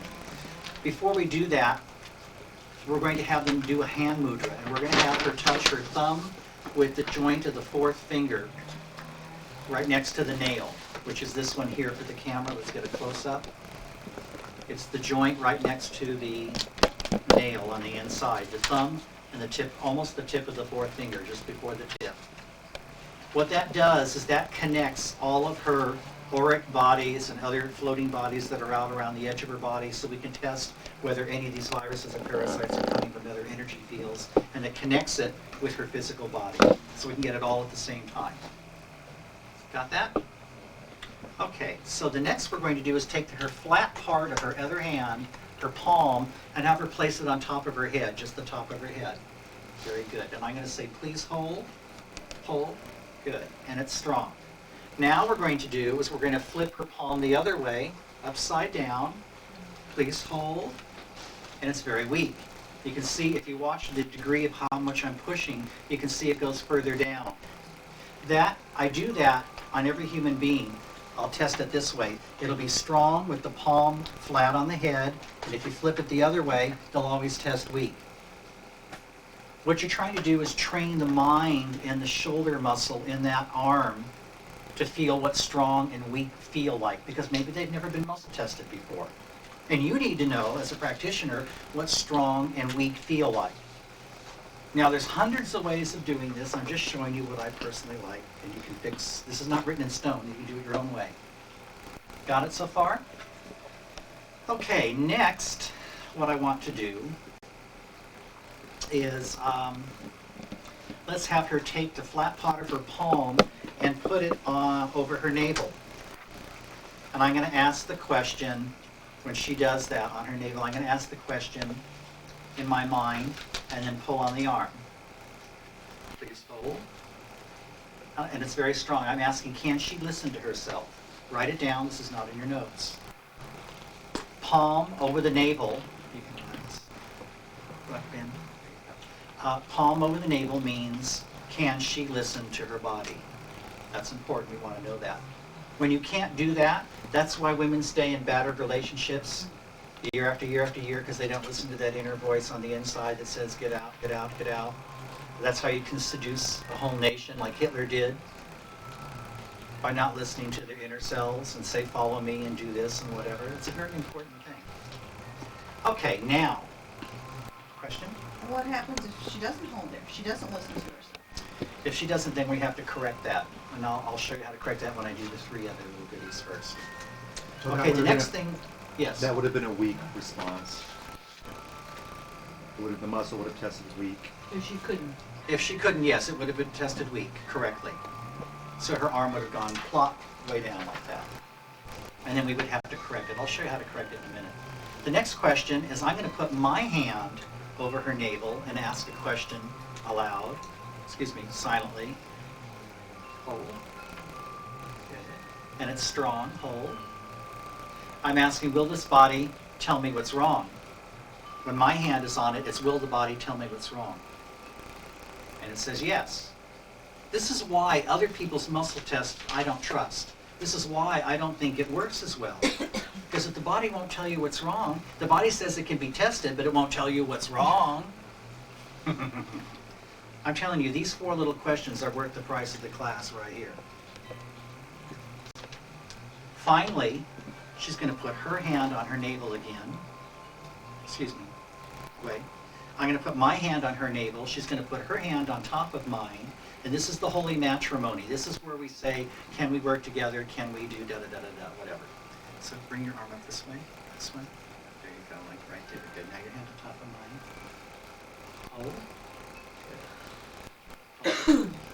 Okay, and it's strong. So she's clear on all of those. And I'm asking, can we work together? Can I present my truth? Can she, will she listen to what I have to say? How many people pay you for this, that, or the other type of treatment, and then they can't listen? They can't do what they're paying you to tell them to do. I mean, let's relax this. It's like, what kind of healer would do something like that? That you really want to be a healer, and then you tell these people what to do, but they can't do what they're paying you to tell them what to do. I mean, that's really important. If you're on a committee, let's say that we were, what do we call it, a massage therapist, and I have a body on the table, and I'm not asking, can we work together? I mean, let's face it, any massage is going to feel good. It's going to be semi-therapeutic. But how much better would that massage be if I cleared the body of denial first and asked, can we work together? Can I give you my input, my energetic input during the massage? Wouldn't it go deeper? Wouldn't it be more healing for the body? It just makes sense. It just makes sense. Now, someone asks, what happens if the arm plops down and it makes it weak? This is what you do. The first thing is you rub the K27 spots, which are your brain buttons that wake up both sides of the brain. They're located about, I think, about 1.5 inches or an inch below your collarbone on both sides. And she would just rub that on both sides like that for about a couple of seconds or so. Step 1. Step 2 is that we would take the middle finger of one hand and place it in the navel, and the middle finger of the other hand would tap on the mastoid foramen, which is the top part of the ear where your eyeglasses would go. You just tap that, and then you reverse it. Put that finger in the navel and tap on the other side. It is 100% effective. I have never found anyone that I could not test. I don't care about reversals and all these other things. If they want to be reversed, that's fine. Just touch my shoulder and I'll do the O-ring and I'll override you and cut you out. Makes no difference. It's much easier to do intent-based muscle testing. When you are clear and you've got a strong intent, there isn't anybody that you can't test. If they're elderly and they can't hold their arm up, they've got a damaged injury or whatever, then just have them touch your left shoulder, which is the left side of the body that's feminine, the input. Have them touch the left shoulder and then you do the O-ring. It's another way of doing it. Oh, one thing I neglected to mention about tinctures when we were talking about tinctures a few minutes ago is how do you get these tinctures on someone who can't swallow or for babies? Then you can take the tincture and put it over the liver, open up the 4 capsules and make a paste over it, and put the tincture over it and add a little water, and put saran wrap around it. And do that every day fresh. And that's how you can do it for people that have tubes in their throat and whatever. There is a dosage for children. We'll have to ask Carlos later what it is, because I've forgotten. I don't have it on the top of my head. Okay, so I'm ready to do the test now. So on this particular test, this simple form of the test, what I like to do is I like to do at least one hand mudra. So on her free hand, the arm that I'm not going to be pulling on, I'm going to have her cross her fingers like this. So I'm going to take her little finger and cross it underneath the 4th finger. Correct. And then the pointer finger underneath the middle finger. It looks like this for the camera. Just like that. Everybody can try that. It's like the 2 outside fingers go inside. The 2 outside, here's the outside, and here's the outside. They go to the inside, that's all, like that. And then she's going to put her wrist behind her neck. Michael, Yes. the tape. You can speak up. We need a new tape. New tape? Okay. Let's stop. Relax.